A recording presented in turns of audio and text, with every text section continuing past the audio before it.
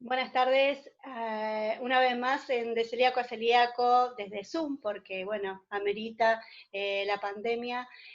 Hoy estamos con por supuesto, con la licenciada Nora Groisman, que me acompaña hace ya tiempo. Muchas gracias, Nora, por estar acá otra vez.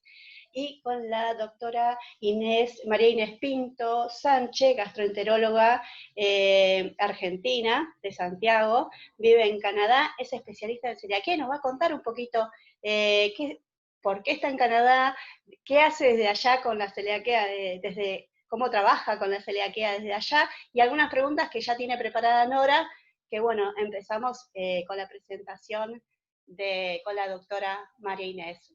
Adelante, María Inés, muchas gracias, y luego seguimos con Nora. Gracias primero por la invitación, es un placer y es fantástico de poder estar compartiendo, ¿no?, a tantos kilómetros de distancia, 15.000 kilómetros de distancia, y poder estar hablando como si nada, como si estuviéramos cerca, o a la misma distancia que están ustedes ahí en Buenos Aires, es fantástico. Y bueno, contarles un poco, como me preguntabas, yo soy santiagueña, o sea, desde Santiago obviamente me mudé a Córdoba a hacer la facultad de medicina, estudié medicina allá, estuve hasta me gradué en el 97, mira, ya no me acuerdo los años, en el 97, y de ahí fui a Buenos Aires porque quería hacer enfermedad celíaca, ni siquiera gastroenterología, quería hacer enfermedad celíaca. Y una de las preguntas ¿Por qué te interesaba enfermedad celíaca? Claro, esa es una de las preguntas claves, ¿no? ¿Por qué? ¿Por qué entre tantas patologías o condiciones te interesa la enfermedad celíaca? Y bueno, es que cuando estaba estudiando medicina, me acuerdo el quinto año, en el penúltimo año, estaba viendo, y la mayoría de todas las enfermedades que nosotros estudiamos tienen diagnóstico, tratamiento, y el tratamiento hay muchísimas opciones de terapias, de medicaciones, dieta. Y cuando estudié enfermedad celíaca, el tratamiento era dieta libre de gluten y punto, no había nada más. Y entonces esa es una de las, lógicamente cuando uno estudia, da vuelta al libro y dice, pero, ¿qué es? Da vuelta a la hoja y dice, ¿qué es esto? ¿Por qué solo dieta? Y la verdad que me empezó a interesar muchísimo, y dije, no, pero ¿cómo puede ser que solo con dieta o las personas tengan que solo eliminar el gluten, o tiene que haber alguna otra forma de evitar esto, o de curarse, Y como a mí me gusta mucho investigación, me parecía que era un área muy interesante como para investigar. Y bueno, y desde allá, desde ese entonces, es que me empieza a interesar la enfermedad celíaca, y tengo la gracia, la suerte de justo cuando me recibí, fui a una charla que habían venido Mauriño y Bay desde Buenos Aires a Tucumán a hablar sobre enfermedad celíaca, y yo viajé de Santiago a Tucumán, me acuerdo, para atender esa charla. Y claro, y entonces ahí quedé más fascinada de lo que estaba antes, con todas las cosas que se conocían y que no se conocían, y me empecé a interesar muchísimo, y decidí hacer gastroenterología, y mudarme a Buenos Aires para hacer gastroenterología, pero no solo gastro general, sino enfermedad celíaca en el centro de enfermedad celíaca, ¿no?, en el Hospital Udaondo. Y cuando fui a Buenos Aires y rendí para la residencia, me había tocado otro hospital. Y entonces fui a hablar con la gente, con el Udaondo, con Bagui, pedirle por favor si podía, porque yo quería hacer enfermedad celíaca. Y quería hacer investigación en enfermedad celíaca. Y entonces así fue como terminé en el Udaondo haciendo mi residencia ahí en el Hospital Udaondo con tanta gente increíble y experimentada, ¿no?, en el tema. En ese momento estaba fascinada también porque en el mismo servicio del Hospital Udaondo había 10 médicos que se dedicaban a la enfermedad celíaca. Y era para mí, y creo que en otras partes del mundo no existe esto, ¿no? Tanta dedicación y tanto trabajo por la enfermedad celíaca. Y bueno, y ahí es cuando empecé a hacer mi residencia, a formarme como gastroenteróloga, y desde el primer momento inclusive desde antes de ir al Udaondo, que hice mis 2 años de medicina interna en el Hospital Rivadavia, yo ya iba todas las tardes a hacer investigación en enfermedad celíaca, desde antes de empezar a ir específicamente al Udaondo. Y bueno, y así fue que empecé a trabajar, y cuando me recibí me quedé en intestino delgado, hacía la clínica de celíacos en intestino delgado, y en 2010 me sale esta oportunidad de poder hacer un entrenamiento en investigación acá en McMaster, y bueno, lo hablamos con mi marido y mi hijo, nos mudamos acá a McMaster para hacer este entrenamiento de investigación, y bueno, una cosa llevó a la otra, y varios proyectos, y me terminé quedando en Canadá. Ya son 10 años ya. Y esa es mi historia. Buenísimo. Bueno, pasamos a las preguntas con Nora y así aprovechamos todo el tiempo. Sí. ¿Cuál es la historia de la celiaquía en Canadá? ¿Hay asociaciones? ¿Se analizan los alimentos? ¿Se controlan? Acá la verdad que te soy honesta, cuando llegué a Canadá en 2010, lógicamente con mi interés en enfermedad celíaca, esperaba encontrarme en McMaster también con otra clínica de celíacos, con muchos médicos especializados en enfermedad celíaca, y la gran realidad es que, digamos, en McMaster está Elena Verdú, que es una experta en enfermedad celíaca, y ella se dedica a investigar todos los parte de mecanismos y el porqué, y la verdad que es una genia. Pero me sorprendió que no había clínica de celíacos específicamente. Y hay ya hace 25 años una sociedad de celíacos en Canadá, que fue luchando bastante por los celíacos, pero no había encontrado en su momento algo tan... yo venía del 2010 con la ley de celíacos, y toda la lucha de la gente, y todas las fuerzas, y todo el gobierno, todo el movimiento que había en ese momento, y en Canadá esto todavía no existía en ese momento, ¿no?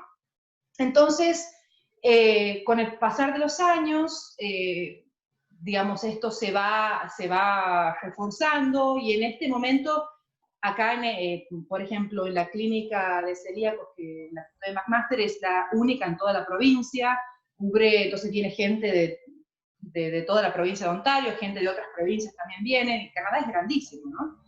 Y no hay demasiadas clínicas de celíacos, especialmente en adultos en Canadá. Está bastante disperso.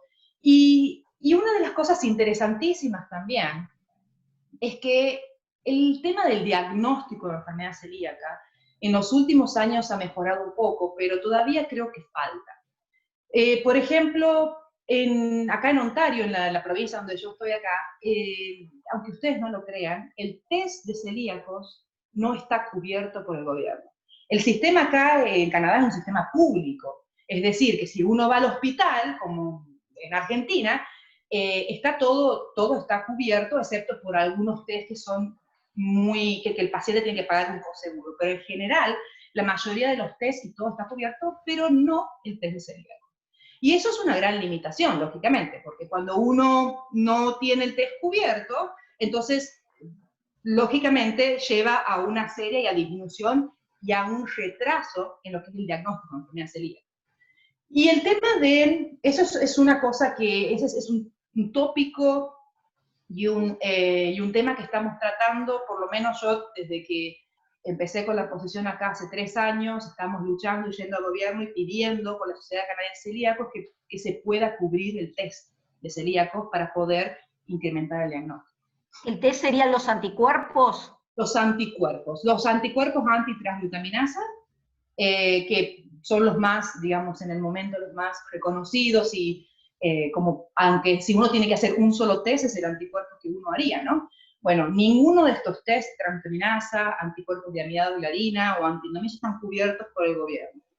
Entonces lo que estamos pidiendo al menos es que se cubra la transglutaminasa, que es, digamos, si uno tiene que elegir un test, por ahí es el test que está más avalado, ¿no?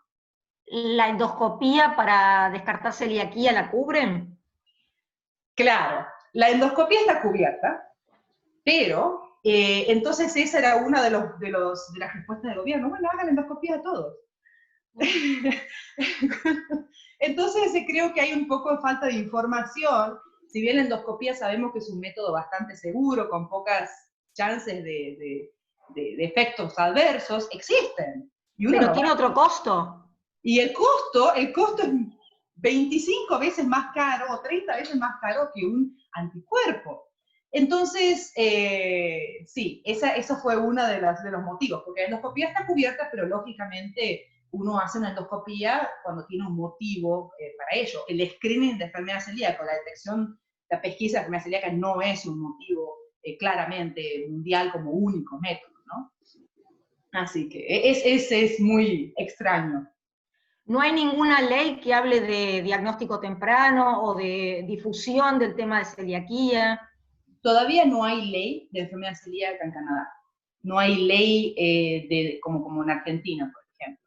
Hay políticas, hay particulares respecto, por ejemplo, a las etiquetas de A libre las etiquetas, gluten. porque Canadá tuvo uno de los rotulados más exigentes y ahora se equiparó a Estados Unidos. Claro.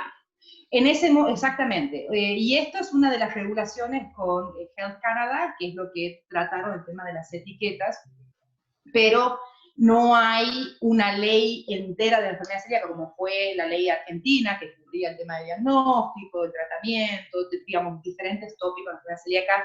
Eso en Canadá todavía no hay, ¿no? Aunque la Sociedad Canadiense de Enfermedad Celíaca lucha muchísimo por esto y tiene muchos años trabajando en esto y en pro apoyando a la población, pero veo como que está bastante más dispersa y también las políticas dependen mucho de cada provincia. Cada provincia regula sus propias políticas locales, ¿no?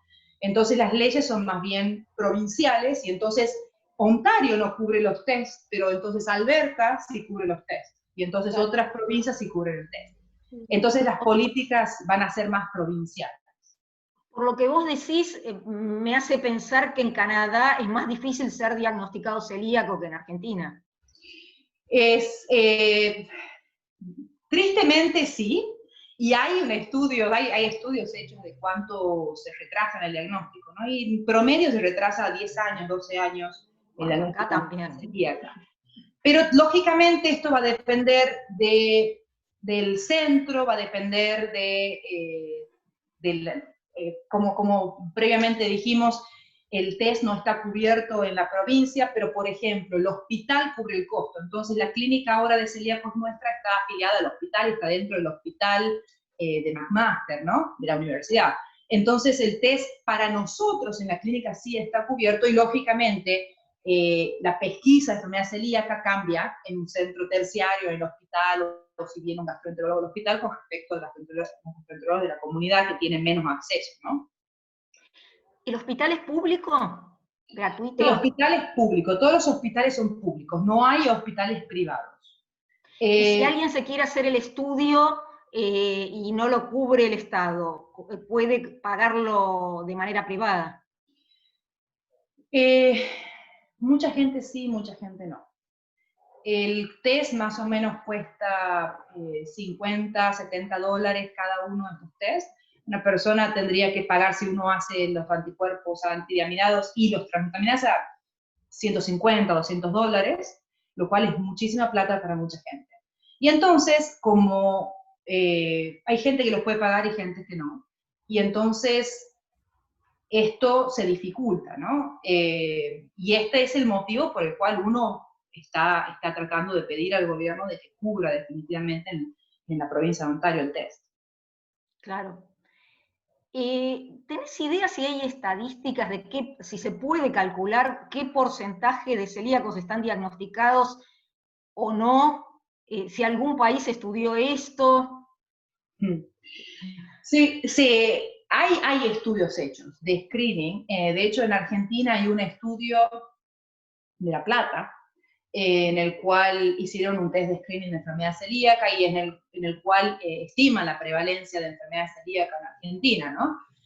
Y lo que se ve es que la detección, generalmente el 80% de las personas con enfermedad celíaca que están detectadas por este screening no hubieran sido detectadas de otra manera. Por lo cual se estima que hay un número mucho mayor de celíacos no diagnosticados que los celíacos diagnosticados. Claro. Y esto ha sido reproducido en otras partes del mundo, en Finlandia, en Estados Unidos, hay otros estudios de screening poblacional, y pasa exactamente lo mismo. Yendo a la historia, ¿crees que los enfermos que describió Areteo de Capadocia como coélicos en el siglo I a.C. y los que describió Samuel Gee en Irlanda en 1887 eran celíacos? ¡Qué pregunta! ¿Cómo saberlo? ¿Cómo saberlo? El cuadro parecía. Parecía clínicamente, pero vos viste que hoy con el conocimiento que tenemos en la enfermedad celíaca, la verdad que quien menos se imagina es celíaco, y tal vez uno piensa gente que tiene todos los síntomas que uno considera o que están descritos en el libro y no son celíacos. Claro. Entonces, y muchas veces inclusive personas que fueron diagnosticados celíacos con test que habían muchos años atrás, se terminaron no siendo celíacos después en un futuro. Entonces, es difícil poder poner, por la clínica podrían ser, y por la respuesta por ahí al tratamiento, o en su momento cuando hacían esta dieta de la banana al principio, podría serlo, pero una respuesta a la dieta de la banana no quiere decir que sea una enfermedad. Claro. Entonces es muy difícil poder poner un sello sin los anticuerpos. Debe haber sido muy difícil para ellos también, ¿no? Pero bueno, gracias a todo esto creo que se empieza a investigar y a descubrir, y hoy tenemos las herramientas que tenemos hoy. ¿Puede definirse a la celiaquía como enfermedad inmunomediada en vez de autoinmune? Creo que esta pregunta es súper interesante también, porque la definición de enfermedad celíaca, y uno ve, hay diferentes definiciones, ¿no? Involucra una respuesta inmune. ¿Y qué diferencia hay entre una respuesta inmune a una enfermedad autoinmune?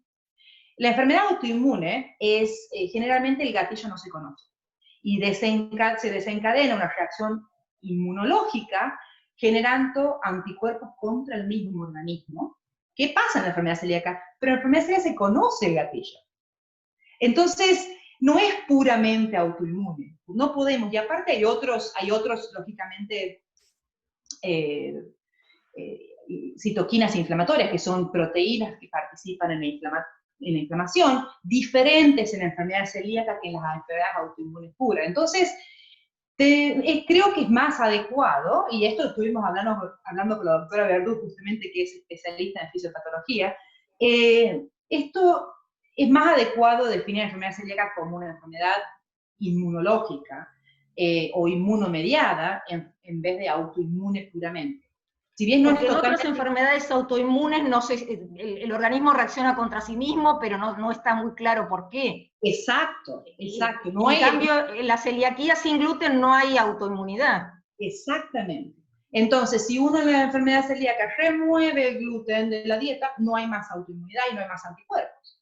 Entonces, esta es la diferencia, hay una diferencia clara con lo que es una enfermedad autoinmune en la cual puede haber un gatillo en algún momento y que no se frena, excepto que uno de inmunosupresores corticoides, ¿no? Esto en la enfermedad celíaca no ocurre, uno remueve el gluten y la reacción inmunológica desaparece. Si bien hay autoanticuerpos, como en la enfermedad autoinmune, se conoce bien el gatillo de esta reacción. Sin el gluten no hay anticuerpos. En el 99% de los celíacos. Sí, ahora, existe 1%, más o menos, 1% de las personas con la enfermedad celíaca que, una vez que se desencadenó esta reacción inmunológica, que se puede atribuir al gluten, no se frena con la dieta libre de gluten solamente. Entonces, la dieta libre de gluten y removiendo el gluten no es suficiente para frenar esta cascada inmunológica o autoinmune.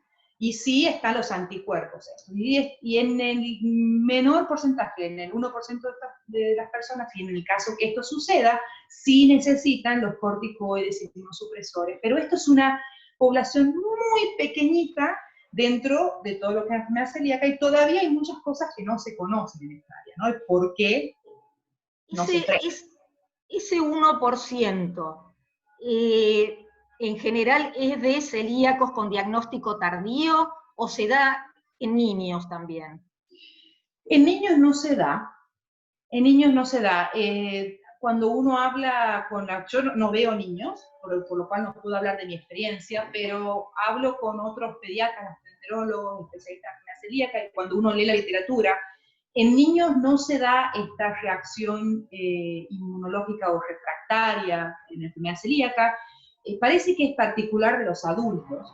Y si bien es particular de los adultos, no hay un momento determinado que esto pueda suceder. Hay gente en la práctica que uno ve con enfermedad celíaca refractaria que debutan de esa manera, o sea, uno nunca sabe cuántos años estuvieron diagnosticados celíacos antes de eso, por lo cual es difícil poder poner un tiempo específico, y debutan con esta reacción inmunológica y con una afección severa en la parte clínica.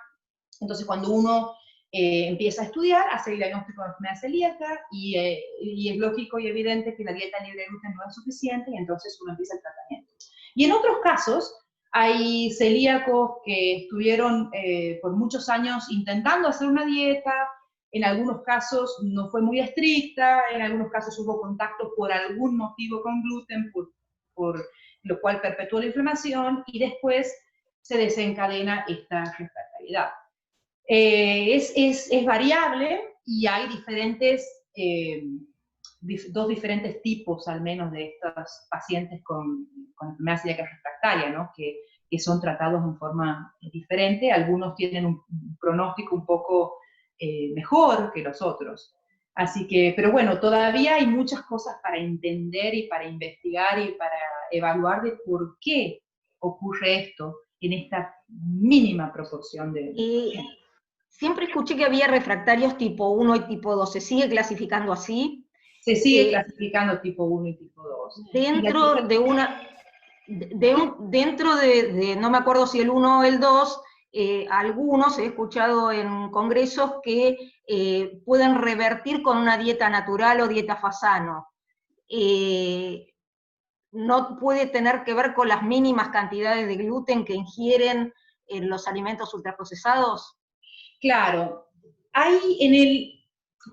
la diferencia entre el refractario tipo 1 y tipo 2 es de si las células, cuando uno investiga en el microscopio, son similares a los celíacos o están cambiando más y complicándose más, ¿sí? Entonces, cuando uno mira estas células, y si siguen similares y como las células de una persona celíaca, entonces hablamos de una enfermedad refractaria tipo 1, ¿sí? Entonces, la enfermedad celíaca refractaria tipo 1 son celíacos que no responden solo a la dieta libre de gluten y no encontramos ninguna traza, pero que siguen presentando las vellosidades cortas o atrofia, a pesar de hacer una dieta estrictísima y que no encontramos ninguna traza de gluten.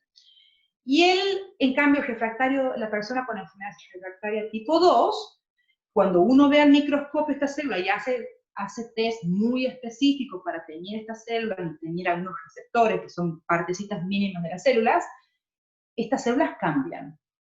Entonces, cuando estas células cambian, uno empieza a tener un poco de precaución, porque entre estos cambios y cambios y cambios pueden terminar en un linfoma. Y esto se llama enfermedad celíaca refractaria tipo 2. Entonces, en los refractarios, personas con enfermedad celíaca refractaria tipo 1, que es muy similar a enfermedad celíaca, muchas veces se confunde con las personas que están expuestas a mínimas trazas y que haya una contaminación.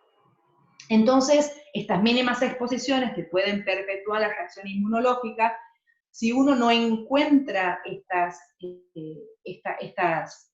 trazas de gluten, no quiere decir que no estén, ¿verdad? Hoy tenemos un poco más de herramientas. Tenemos, por ejemplo, en el UNO, donde ustedes tienen, y ahí hay muchas nutricionistas, en otras partes que están dedicadas y están muy entrenadas a poder encontrar estas trazas de gluten y las encuentran mucho más frecuentemente que una persona que no está entrenada. Claro. Y además de eso tenemos otros test que pueden detectar, ver el gluten en materia fecal o en orina. Estos test son novedosos este año, el año pasado, recién estuvieron, el año pasado estuvieron comercialmente disponibles en algunos países, y que hay algunos estudios de investigación que son bastante sensibles. Y entonces con estos test, más las nutricionistas muy avesadas y algunos otros test en sangre, podemos tratar de ser identificar un poco más preciso. Pero aún así, no hay nada que 100% nos diga si una persona está en contacto con el gluten o no. Entonces, al hacer esta dieta natural, donde sabemos que la dieta natural no contiene el gluten, removemos todas las posibilidades de contacto con gluten, y si la persona responde a esto, entonces podría ser que mínimas trazas de gluten estén perpetuando esa reacción inflamatoria. Y también hay un solo estudio que recuerdo, que esta es un área que me interesa muchísimo. Recuerdo un solo estudio que también, aparte de la dieta natural Fasano, evalúan otra dieta elemental con estas fórmulas elementales, ¿no? Fórmulas nutricionales como el Ensure, y estas fórmulas elementales que se saben no contienen gluten también, también lograron revertir esta inflamación en las personas celíacos refractarios tipo 1, pero solo muy poquita cantidad y muy poquito número de pacientes han sido incluidos en estos estudios, por lo cual creo que es un área que todavía está bastante gris, y creo que hay que seguir investigando para poder determinar cuál es el gatillo, ¿no? Si es las mínimas trazas de gluten o es que hay algo más que perpetúa esta inflamación y que hace tan sensible esta proporción de pacientes, ¿no? ¿Y qué es una alergia? ¿Qué es una intolerancia? ¿Qué es sensibilidad? ¿Puede ser la celiaquía una alergia no mediada por IgE?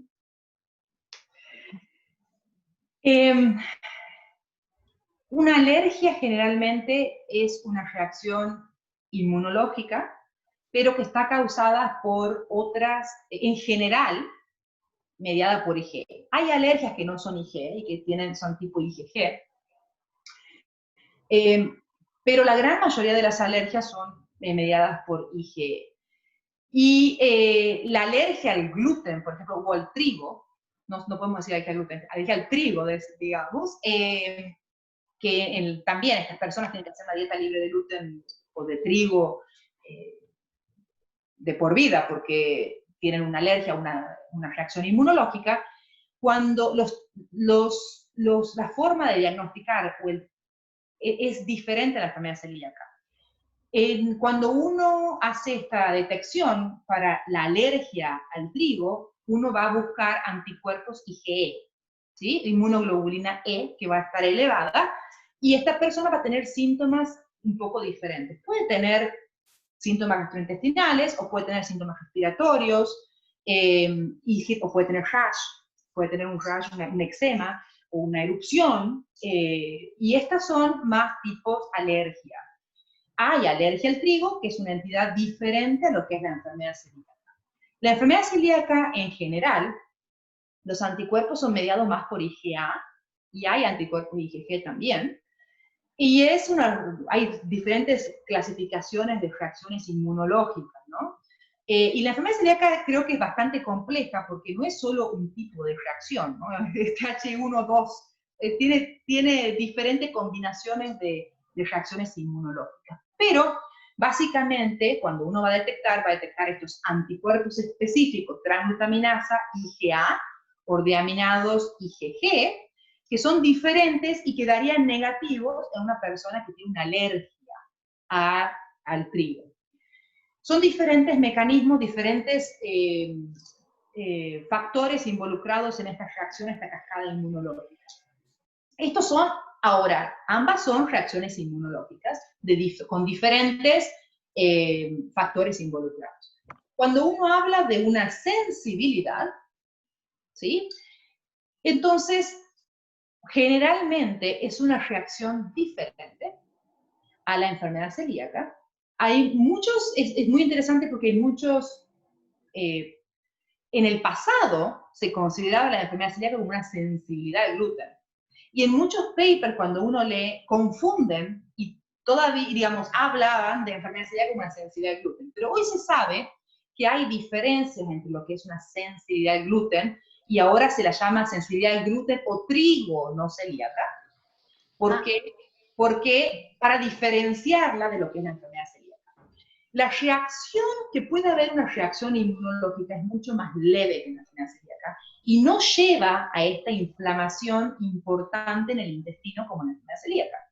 Por algún motivo, el gluten o alguna otra parte del trigo, que todavía no se sabe bien qué es lo que causa la sensibilidad al gluten o al trigo no celíaca, genera al principio una reacción inmunológica muy superficial, por lo cual cuando uno hace las biopsias puede ver una mínima inflamación, mínima en el microscopio, pero las vellosidades están todas normales y, esta inflamación no perpetúa, no sigue más allá.